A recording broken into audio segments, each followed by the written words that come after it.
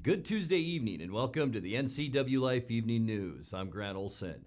Before we get to today's top news stories, let's take a sweltering look outside our weather window. And today we take you up to beautiful Lake Chelan. Where else would you rather be on a day like today than Lake Chelan? And look at that, a lot of folks taking advantage of this very, very nice summer day all across north central Washington. Lots of blue sky out there as you take a look from our PTZ Sky-Fi camera down at the beautiful lake. Temperatures triple digits pretty much throughout north central Washington. And I'll tell you what, folks, we are going to continue with this. Once again, heat advisory in place from now until not just Thursday now, but that's been extended until Friday night at 8 p.m.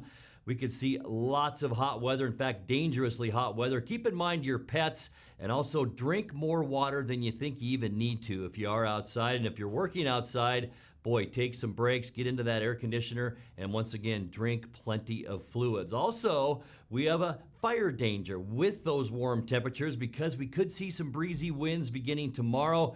And yes, even some thunderstorms a possibility as we get into Wednesday night and into Thursday. And the bad part about that, it looks like these will be dry thunderstorms with just some wind and possibly some lightning. So we'll talk more about that and much more about this heat wave coming up a little bit later on in weather. And now a few of the stories we're following for you tonight. The Wenatchee Valley has now recorded its 12th and 13th deaths from the coronavirus. The Chelan-Douglas Health District says a Colonial Vista Care Center is the site of 17 new COVID-19 infections, which were found during testing back in July on the 22nd. And at the Wenatchee Walmart Supercenter, which closed for cleaning last week after staff there tested positive for coronavirus, 2 more patients now have emerged. But first, we begin tonight. It's all but official. Both Wenatchee and Eastmont school districts say they're planning to commence classes in an online-only format, no in-person instruction when school resumes coming up on August 26th. All of that, of course, in the face of the COVID-19 crisis.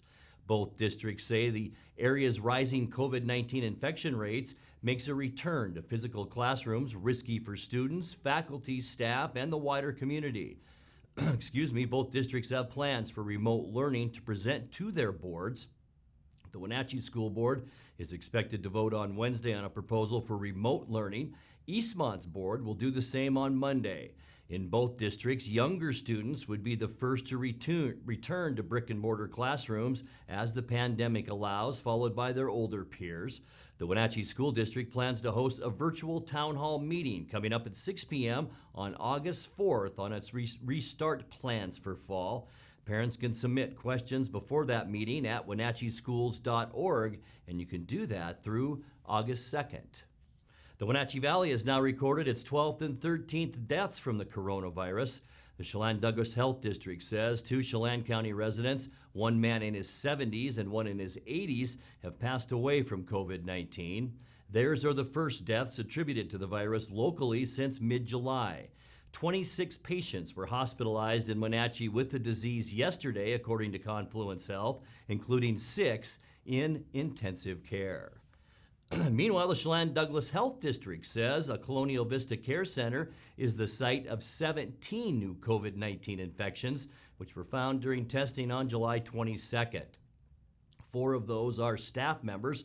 The rest are patients in the post-acute and rehabilitation wing. Prestige Care, which owns Colonial Vista, gives a different figure of 16 cases, which they say include 2 staff members. Whatever the numbers, it's the 3rd time coronavirus has struck the Colonial Vista campus.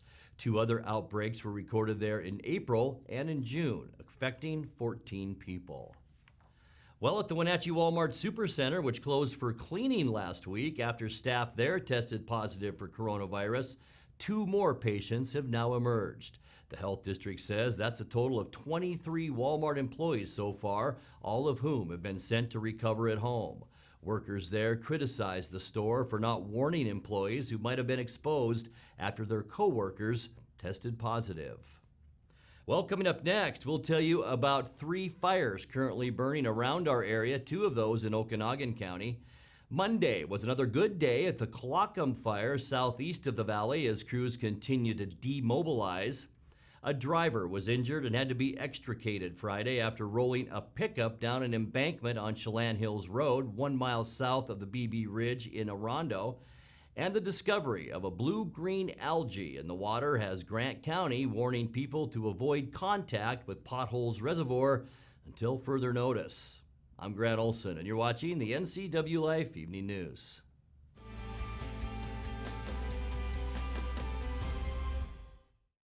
So Pam, how's your mom doing? She's okay. She's struggling. She'd like to stay in her house, and it's getting harder for her to do the daily chores. What kinds of problems is she having? Just basic house cleaning, taking care of her house, yard work, taking care of her medicine. Mm-hmm. It does sound exhausting. It is very exhausting, and I always worry about her. Aging in Adult Care can assist you or your loved one to remain comfortably and safely in their own home. Contact them today to start the conversation. The two hottest pickups in America are at Town Chrysler Jeep Dodge Ram. First, the Ram 1500 with back-to-back Truck of the Year awards from Motor Trend, and now the Car and Driver 10 Best list for 2020. They call it a luxury sedan with pickup capabilities. Ram is on a roll now with third-generation eco-diesel power.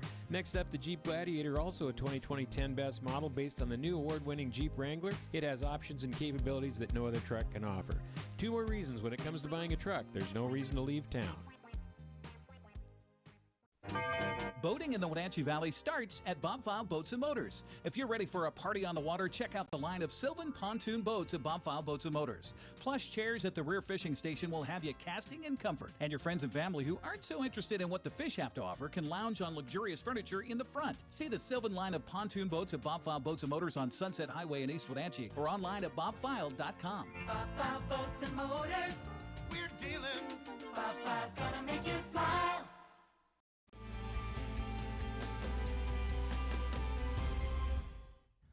Welcome back. In another news, two more major fires erupted in Okanagan County on Monday, leading to evacuations and adding to the already busy and destructive fire season in the county. Here's more. Several structures were burned and level 3 evacuations ordered east of Tonasket Monday night as the fast-moving Anglin fire burned more than 1,000 acres off Highway 20 and Cayuse Mountain Road. Fire was reported around 5:30 p.m. and level 3, which means leave immediately. Evacuation notices were almost immediately issued for the Cayuse and Island Mountain areas. Fire forced the closure of Highway 20 for about 3 hours. A Northeast Washington Interagency Incident Management team arrived on site this morning. A little more than an hour earlier, a single vehicle collision about 40 miles to the south sparked the Green Fire off Tunk Creek Road. The Green Fire has burned more than 700 acres and prompted level 2 evacuation notices. As homes were threatened by the Anglin Fire, aircraft were diverted then from the Green Fire. Another major Okanagan County fire, the Greenhouse Fire on the Colville Indian Reservation, was 64% contained last night after burning more than 5,000 acres of mostly grass and shrubs since last Thursday. The Greenhouse Fire is about 1 mile southwest of Nespelem. Meanwhile, a day before the Greenhouse Fire started, the South Pine Fire, just southwest of Tonasket off Pine Creek Road, burned more than 250 acres before being quickly contained. Meanwhile, Monday was another good day at the Clockham Fire southeast of the valley as crews continue to demobilize. As of this morning, the fire is 90% contained and only level 1 evacuations remain for Clockham, Kingsbury, and Jump-Off roads, and the Tarpiskin Road evacuation notice has been lifted. After more accurate mapping on Monday, the estimated size of that fire has been reduced from 3,337 acres to about 2,967 acres.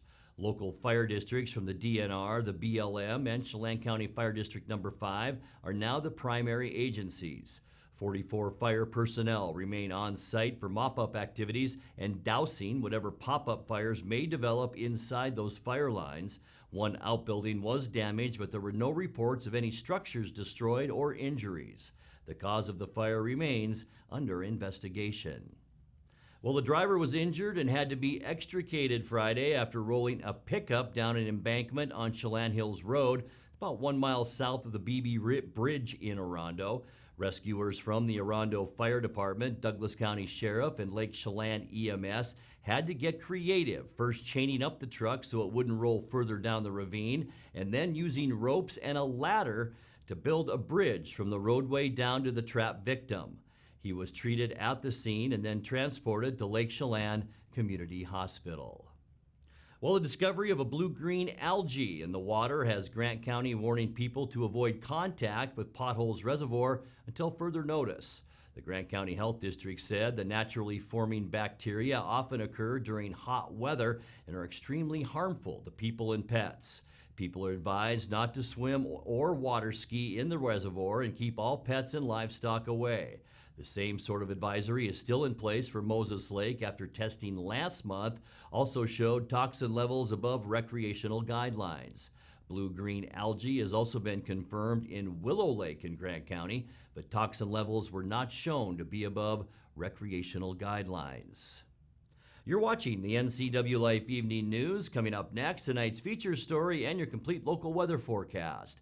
That and much more still to come on the NCWLIFE Evening News. Please stay with us.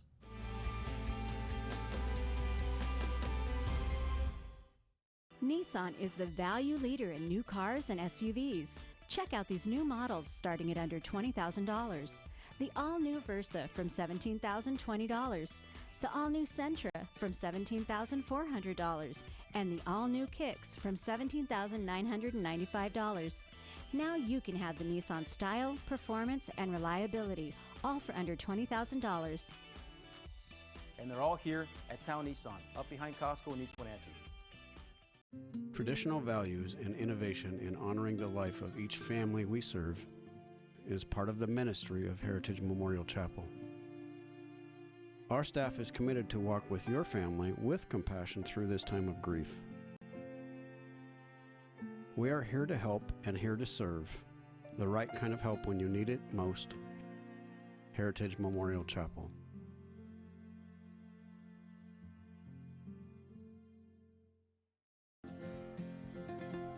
At Local Myth Pizza, we believe in real food, freshly prepared with only premium ingredients. Our cheeses are imported from Italy. Our sauces, dressings, and even our sausages are made in-house fresh daily. Featuring Northwest craft beers and 30 Chelan Valley wines and ciders. Family fun and amazing food. Eat local, drink local, and be local at Local Myth Pizza. Come see why Sunset Magazine says you can't beat Local Myth Pizza.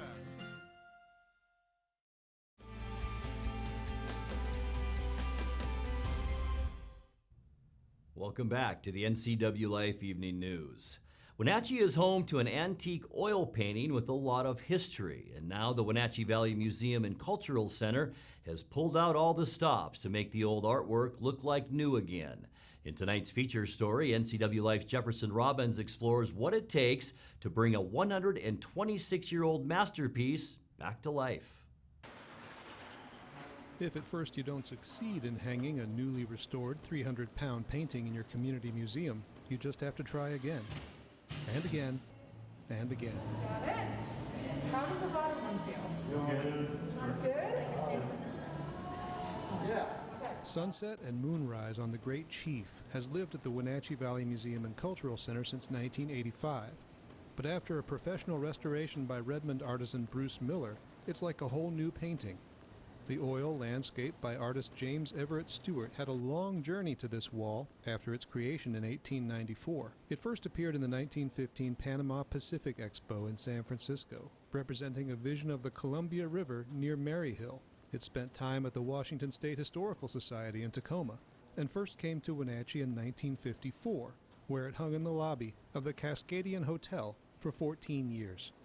After that, the owner gifted it to Wenatchee Valley College, which in turn transferred ownership to the museum. Over time, it accumulated a dark patina, and it stayed mostly out of sight in a museum conference room. But Miller's restoration cleared up the sooty residue, just as some wood refinishing revived the original gilded frame. The entire project took almost 7 months, paid for by about $18,000 in donations. Museum staff and volunteers put the restored painting in place Monday, giving it a new spotlight in the museum's main exhibit space. A virtual unveiling for museum members is soon to be scheduled. Not looking too bad for 126 years old. Jefferson Robbins, NCWLIFE.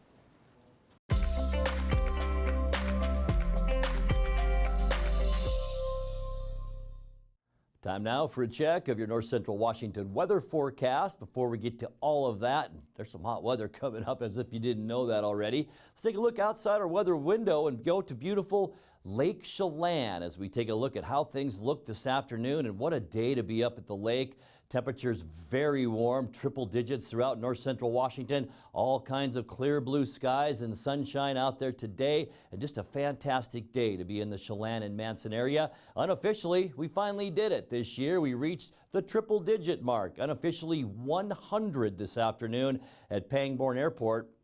And I do want to mention, I got a lot of calls yesterday saying, you said our high temperature was only 97 yesterday, and I had 102 at my house. Well, our official reading is always taken at Pangbourne Airport, so some of those thermometers, especially in the Wenatchee area, could get quite a bit warmer and usually do. So I'm not doubting at all that areas in Wenatchee yesterday also surpassed the 100-degree mark. 75 is where we started the day this morning. 89 is normal for a high, and 63 our normal low temperature. Record high 105 degrees. That was set for the second day in a row in 1998. Record low 52, and that was set in 1995. Sunrise this morning 5:35. Sun will set for us tonight at about 20 minutes to 9. Let's take a look now at how our Wednesday will shape up as we head into midweek, and we're still under a heat advisory. Remember that. That'll go through tomorrow, Thursday, and once again on Friday. And here's why. 103 in Moses Lake, also Ephrata 103 degrees, 102 in Quincy.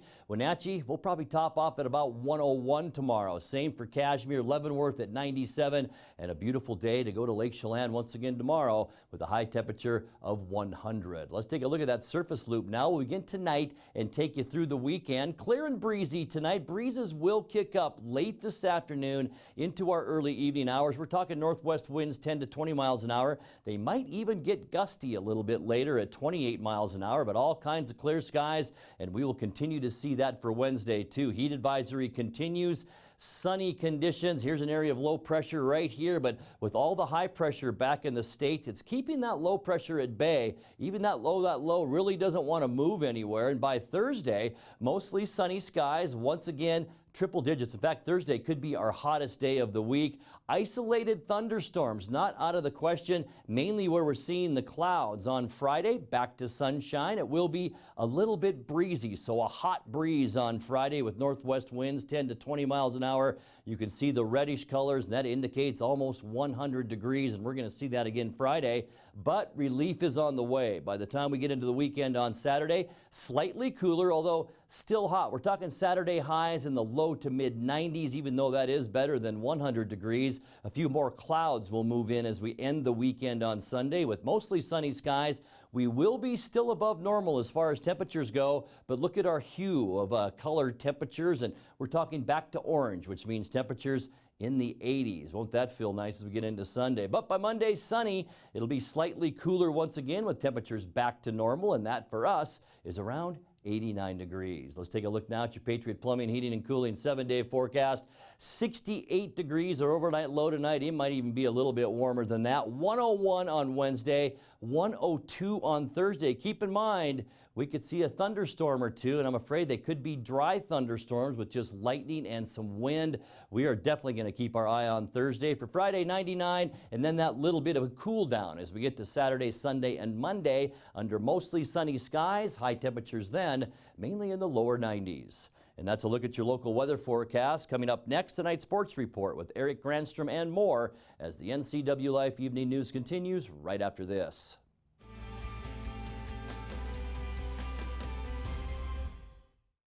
With TV advertising, what we want to do is more deeply connect with the community. People spot me in different parts around North Central, Costco and Wenatchee, say, hey, you're the pizza guy. And so they wouldn't know that if it weren't for the TV commercials we've done. We've been here so long that people already know who we are and what we do, but to have that image flash on their television screen as opposed to just hearing it in the radio or seeing it in the newspaper, I just love the fact that we can actually put our finger on when a customer comes in and says, I saw your ad. It's becoming increasingly difficult in this digital age to know where are your customers listening or watching, because I watch all the different channels that they watch too, like Cooking Channel, History Channel, and so it was wonderful to be able to be on there. I would say that if you want to do business in Wenatchee, then you should connect with the people of Wenatchee, and there's no better way to do that than with NCWLIFE.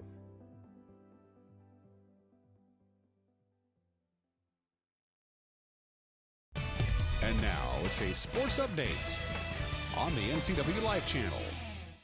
And a happy Tuesday to you. Kendall Graveman was making his first Major League start since coming back from Tommy John surgery Monday.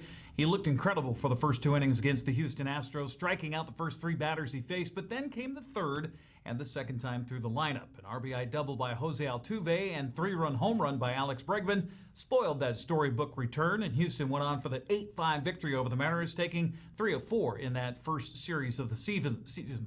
Graveman ended up going 4 innings, allowing 7 runs on 6 hits with 7 strikeouts and 3 walks. He said it felt great to be on a Major League mound once again. Obviously, you want the outcome to be better, but I'm good to be out there. The arm felt good. Just now, getting deep into ball games is hard to replicate big league. Just being out and pitching. So, I got to stop the bleeding there in the 1 inning and give it a 3-run homer. But it was good to be out there. It was a blessing, privilege to be back out there. And man, I wanted the outcome to be better, as I'm sure many people did. But it's time to go to work, continue to work, get better, and I'm healthy, and now not facing hitters for 2 years, read swings and get back in the flow of it, and that's the way it goes. So, yeah, I'm healthy. Thankful that I'm healthy, but now the outcome's got to be better. A highlight for the Mariners came in a 3-run top of the third when first baseman Evan White got his first ever home run in the major leagues. Oh boy, he got that one. Look at this. Home run, Evan White is first in the major leagues. Turn that baby around, and the Mariners, the 3-0 lead. This is on a changeup. You can see the circle changed. Middle of the plate, probably knee high. Man, he smoked it. Oh. Exit velo, 106.5, 418 feet. Evan, you're going to have a lot of firsts here. Obviously, the first home run's a big one. How good did that feel? It definitely felt good. Seeing myself in a lot of 2-strike counts this opening series, and to put a good swing on one with 2 strikes was definitely a confidence booster. Evan, he was throwing pumping 98 up there, and you got the changeup. Was it something you were looking for in that situation, or was it just to react to it? It was definitely just the react. Like you say, he's throwing hard, and got to be ready for that. I feel like I'm at my best when I'm ready for the fast when able to adjust. So he, it's a very good changeup. He just made a mistake on it, and I was able to put a good swing.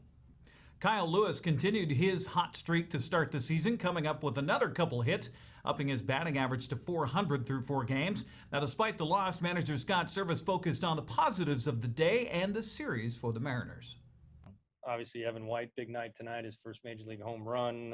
Kyle Lewis, again, had another good night. But a lot of guys up and down the lineup, quality at bats.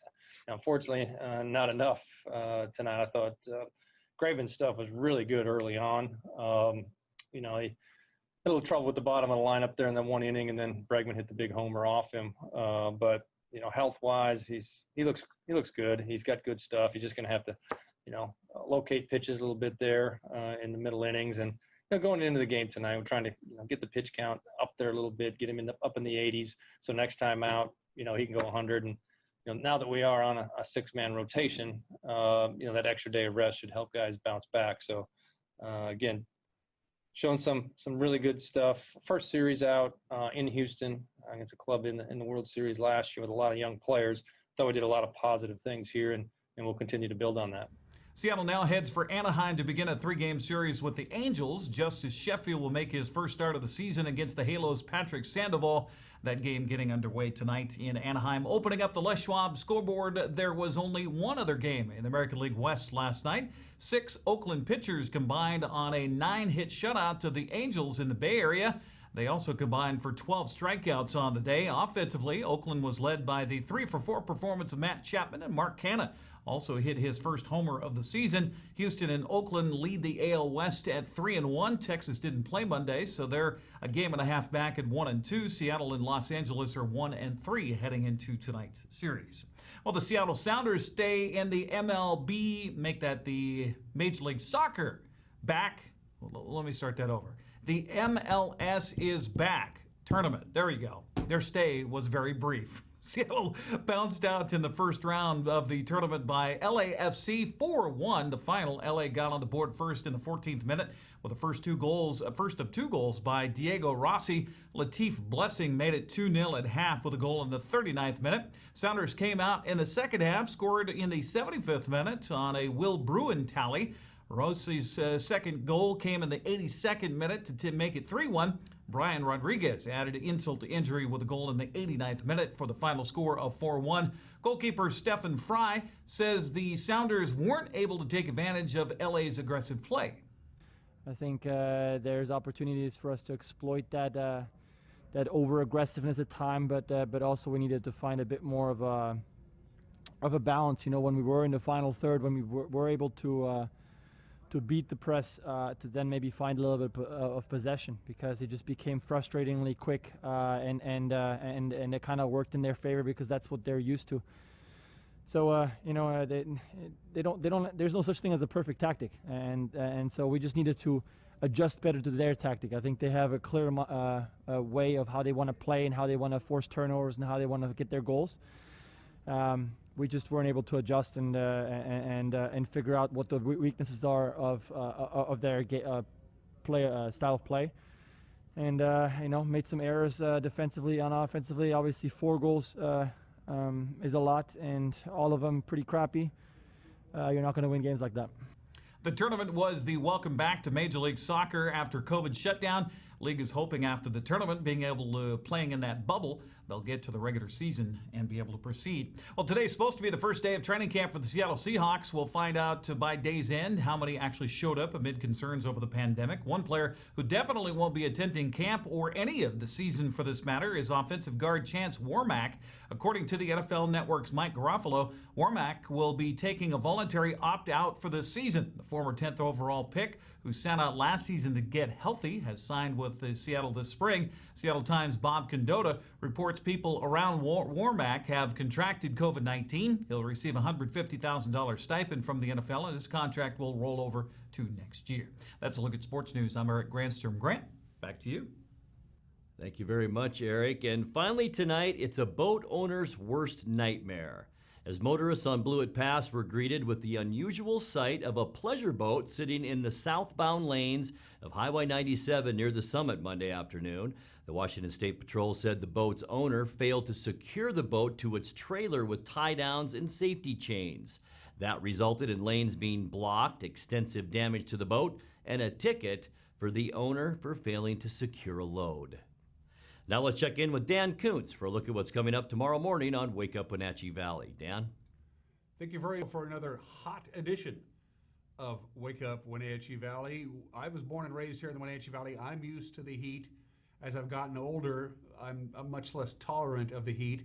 It's going to be hot, as Grant mentioned, really right through the week until we get to the weekend. In fact, it's so hot, I actually set fire to my house just to cool down. That's how hot it is. I'll have more lame jokes, plus news, sports, and everything you need to start your Wednesday tomorrow morning on Wake Up Wenatchee Valley, live and local at 7 a.m. Grant, back to you. It's pretty hot, Dan. Thank you very much. We'll be watching. And that's going to do it for our newscast tonight. For more on these stories and other news from around North Central Washington, you can find us on Facebook or our website at ncwlife.com. And remember, if you see news happening, we'd like to hear from you. You can send us an email at news@ncwlife.com or give us a call at 888-6295. I'm Grant Olson. Thanks for joining us, and have a great night.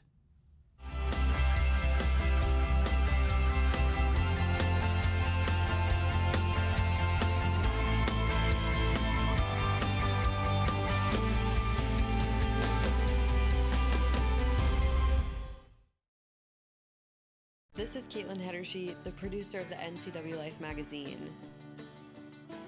Each week, I'm bringing you a look behind the scenes of the faces, places, and events that make North Central Washington the place we call home. Tune in every weekday for an in-depth look at a new topic each week. From local artists in their studios to businesses breaking barriers that might surprise you and everything in between. Join me on the NCW Life magazine right here on the NCW Life channel. For all the latest news in North Central Washington, go to ncwlife.com or find us on Facebook. Got a news tip? Email us at news@ncwlife.com or call 888-2020. Hey everyone, Fletcher and Amy Ellingson here from Live It Up. Join us every week as we answer your questions on health, wealth, and relationships. We're all about you creating a life that you love. So